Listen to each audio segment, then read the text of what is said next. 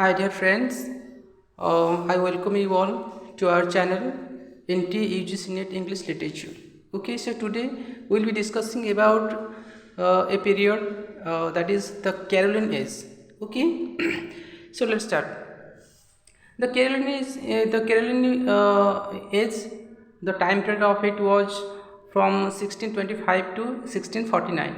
Okay, so the age of Charles I was also known as the Caroline Age, and during this span of time, the spirit of the Renaissance began and declined too. Okay, this period is very fruitful in terms of its creative writings.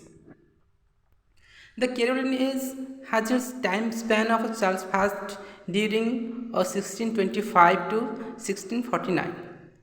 After the demise of James I, Charles I was appointed as the king in the year 1625. Okay, and in 1649. He has executed as a result of a Puritan uprising under the leadership of Oliver Cromwell. Moving forward, John Milton started his writings in this period. Okay, so this age is the time for religious poet George Herbert and the prose writers Robert Burton and Sir Thomas Browne. Apart from the Cavalier poets like Robert Herrick, Richard Lovelace, and Sir John Suckling. Okay, moreover, then we'll be discussing about the political unrest and civil war of this period. Okay, the whole period emphasized the civil war, which divided people into fractions. It dealt with the England civil war that was fought between the supporters of the king, that was known as the Cavaliers. Okay, and the supporters of Parliament was known as the Roundheads.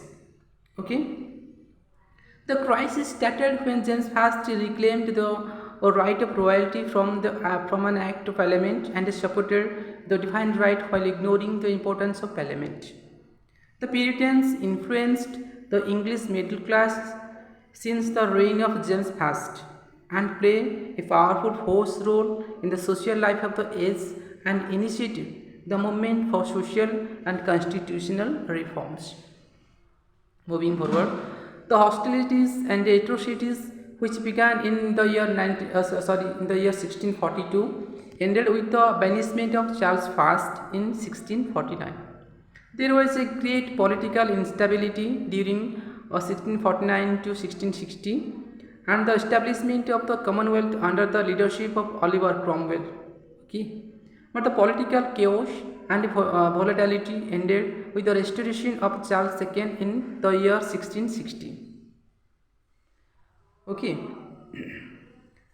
let's start. Let's see the some of the poets of this period. Okay, first of all, we will be discussing about John Milton. Okay, so John Milton is a Puritan poet and a classicist and a humanist in nature. He was a passionate lover of beauty and delight in the things that his eyes pleased.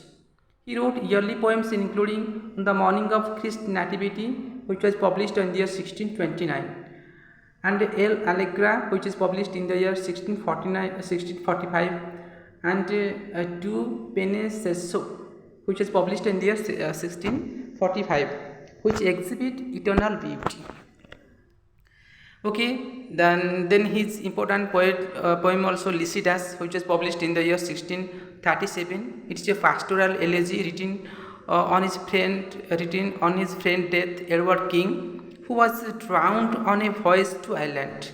Okay, expresses the uncertainty and torment condition of Milton's mind, while Comus expresses Puritan moral zeal in the Renaissance form of the Masque.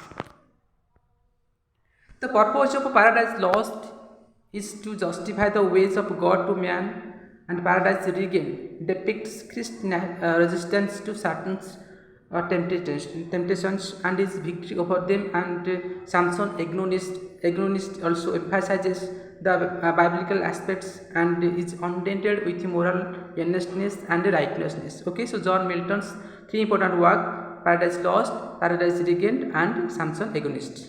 Okay. Then we will be discussing about John Donne. John Donne, the founder of Metaphysical School of Poetry, wrote extensively love poetry in his youth and religious poetry after 1616. He is essentially a psychological poet who expresses his feeling through words.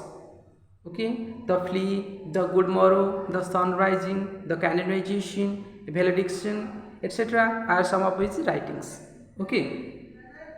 Then George Herbert is an ardent religious poet in the Church of England whose poems have been collected in Temple, which was published in the year 1633.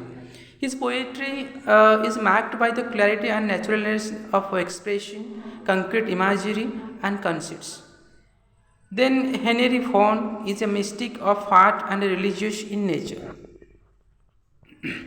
The Carolyn poets are lyrical in nature and they primarily deal love, war, and religion. Okay, so Robert Herrick was influenced by Johnson and classics, whose two volumes of poems are The Noble Numbers, which was published in the year 1647, and Hesperides, which was published in the year 1648. His poems are characterized by the freshness and the felicity of expression and focus on the enjoyment of nature and the outlook of life. Okay, then another one, Richard Lovelace. Richard Lovelace was a Cavalier poet who fought on behalf of the king during the Civil War. Okay, his poems To Alter from Prison and To Lucasta Going to the Wash are the results of his experiences of politics and association with important figures of the age. Sir John Suckling, an English Cavalier poet, was the inventor of the card cribbage.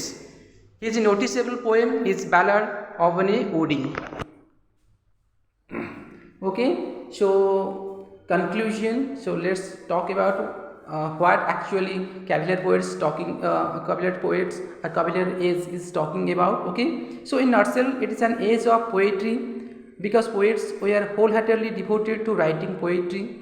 Okay, and the poetry has been written on political, economic, social milieu, and love aspects. Okay, so here are the some important points on the Cavalier poets. Okay, and if you are new in your group, so please subscribe it and like it and share it with your friends. Okay, so have a blessed day. Thank you very much.